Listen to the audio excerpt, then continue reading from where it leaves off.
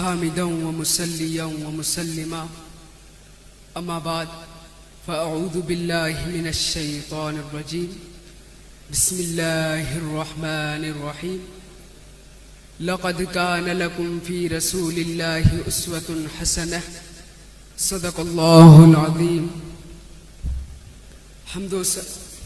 حمد و صلات کے بعد معزز علماء کرام اور عزیزان گرامی، آج کا میرا موضوع سخن حضور اکرم نور مجسم صلی اللہ علیہ وسلم کی عسکری فہم و فراست اور مسئلہ فلسطین کے بارے میں ہے.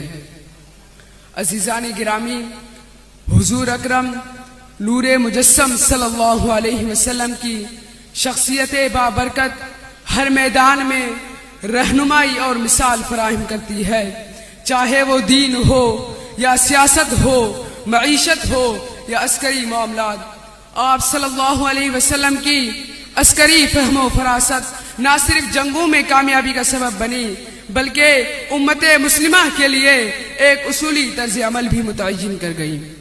آپ صلی اللہ علیہ وسلم کی عسکری قیادت نے یہ بات ثابت کی کہ جنگ محض طاقت کے زور پر نہیں جیتی جاتی بلکہ حکمت عملی، نظم و ضبط اور اخلاقی اقدار بہت ہی اہمیت کے حامل ہیں. آپ صلی اللہ علیہ وسلم نے اپنی حیات تجربہ میں جنگ کے میدان میں جو حکمت عملی اپنائی وہ قیامت تک امت کے لیے مشعل راہ ہیں. عزیزان گرامی، آپ صلی اللہ علیہ وسلم کا ہر حکم فراست و دانائی کا مظہر ہوتا اور آپ صلی اللہ علیہ وسلم حالات کا حقیقت پسندانہ تجزیہ کر کے فیصلہ صادر فرماتے. صلح حدیبیہ کے موقع پر صحابہ کرام رضی اللہ عنہم بظاہر کمزور شرائط پر کفار مکہ سے صلح پر آمادہ تھے، مگر بصیرت نبوی مستقبل کے نتائج میں سفر کر رہی تھی اور یہی ہوا کہ شرائط جو بظاہر کمزور تھیں عظیم فتح کی بنیاد بن گئی. صدر علی وقار نبی کریم صلی اللہ علیہ وسلم جوہر شناس تھے اور صحابہ کرام کو ان کی صلاحیتوں کے مطابق مناسب عطا فرماتے تھے. آپ صلی اللہ علیہ وسلم نے ملک شام کی طرف لشکر کا سپہ سالار حضرت اسامہ بن زید کو مقرر فرمایا، حالانکہ وہ نوعمر تھے. آپ صلی اللہ علیہ وسلم نے انہیں اپنی قائدانہ صلاحیتوں کو بروئے کار لانے کا مکمل موقع فراہم فرمایا.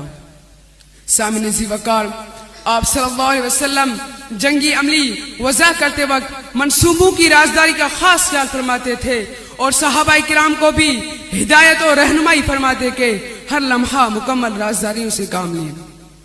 آپ صلی اللہ علیہ وسلم جنگ میں ایسی حکمت عملی اختیار فرماتے جس سے دشمن مرعوب ہو کر رہ جاتا، اور آپ صلی اللہ علیہ وسلم غزوہ احد میں زخمی ہونے کے باوجود قریش کا تعاقب جاری رکھا، جس کے ارد گرد کے قبائل میں مسلمانوں کی دھاک بیٹھ گئی.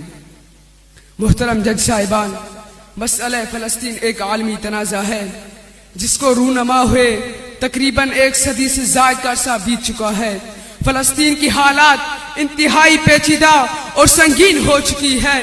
اسرائیل مظلوم فلسطینیوں پر ظلم و ستم کے پہاڑ ڈھا رہا ہے. نبی کریم صلی اللہ علیہ وسلم کی تعلیمات ہمارے لیے اس مسئلے میں ہدایت و رہنمائی کا روشن باب ہیں جن پر عمل کر کے امت مسلمہ اپنے مظلوم بھائیوں کو آزادی دلوا سکتی ہے. آپ صلی اللہ علیہ وسلم نے انصر اخاہ ظالما او مظلوما کے الفاظ عالیہ سے مظلوم بھائیوں کی مدد کرنے کی ترغیب دی. سامعین ذی وقار، آپ صلی اللہ علیہ وسلم کی تعلیمات ہمیں وحدت کا درس دیتی ہے. اگر امت فلسطین کے معاملے میں ایک ہو جائے تو اس مسئلے کا حل نکالا جا سکتا ہے. آقا کریم صلی اللہ علیہ وسلم نے ارشاد فرمایا، المسلمون کالجسد الواحد اذا اشتکا منہ عضو تداعی لہ سائر الجسد. الغرض، مسئلہ فلسطین کا حل فقط تعلیمات مصطفیٰ ہی سے مضمر ہے. دعا ہے کہ اللہ تعالیٰ میرے ان چند کلمات کو اپنے بارگاہ خداوندی میں قبول و منظور فرمائے.